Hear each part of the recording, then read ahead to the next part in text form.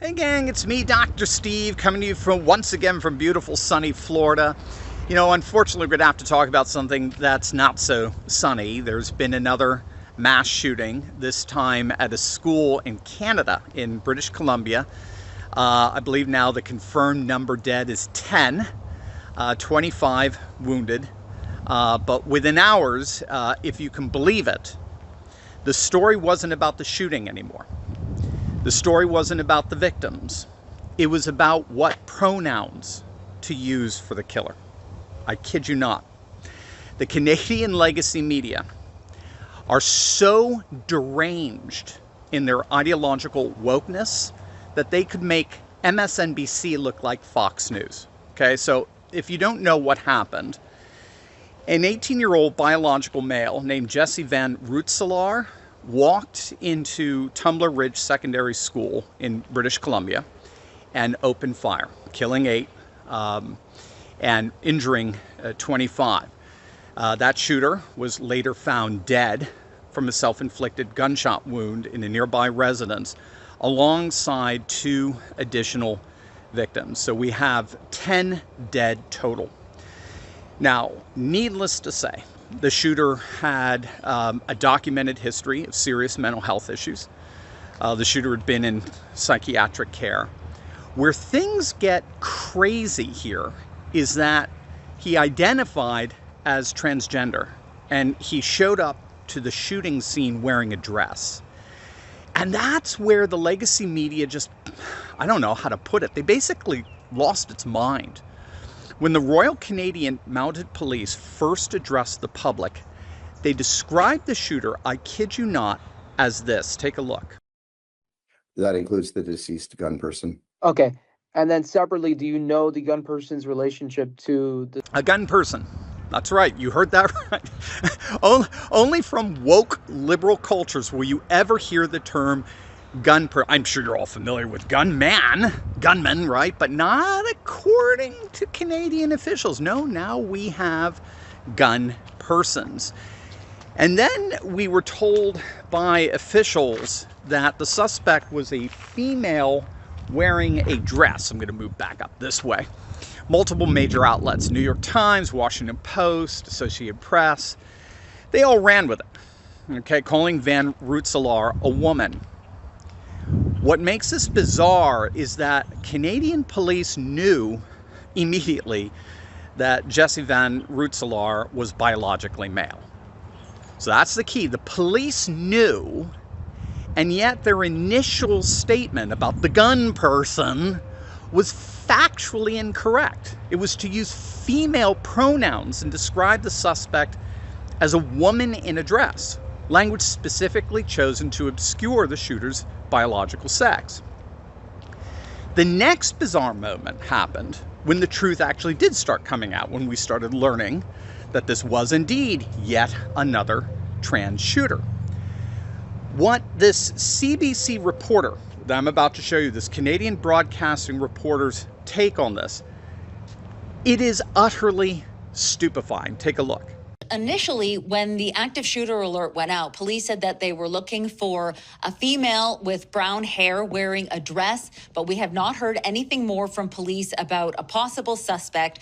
Also, careful not to call the person a gunman, because we know that there was an active shooter alert, but police have not actually told us exactly how any of the people were killed or how any of them were injured. We don't know if any other weapons were involved. And as I understand it, right now, there's no confirmation that we will, in fact, hear from law enforcement officials today. So we are waiting to see whether or not that does happen and whether or not we get more details about all of this. But so according to the CBC, don't you dare call Van Rootselaar a gunman. Don't you dare do that. We don't even know how those people died. How all 10 of those people, we have no idea. We don't know. You can't call them a gun. Whatever you do not call this person a gunman. And the Canadian media went on to basically have the same nonsensical virtue signaling fit that our legacy media always has in the midst of trans shooter horrors. Don't you dare, don't even think about misgendering this gun person. Now I'm going to show you their exact playbook. I'm going to show you exactly why they collapse into these woke antics every single time, and this is going to make you very mad. Emergencies don't wait for perfect conditions. I mean, one wrong turn, one breakdown, one unexpected storm, and suddenly you're fighting the cold instead of getting help. That's why this tiny little orange bag matters, because inside, if you can believe it, like magic, is this full-size, heat-reflective emergency sleeping bag designed to trap body heat and protect you in extreme conditions. I've tried it myself, gang. It is so warm. It's amazing. It's waterproof. It's windproof. Bright orange so rescuers can spot you fast. Emergency experts recommend having one for every family member. It weighs almost nothing. It fits in your glove box or go bag, and it works when everything else fails. Sierra Madre engineered them to be compact, affordable, and more advanced than bulky sleeping bags. They weigh 10 times less than a typical sleeping bag, but they're 7 feet long and 3 feet wide, so they'll fit anyone.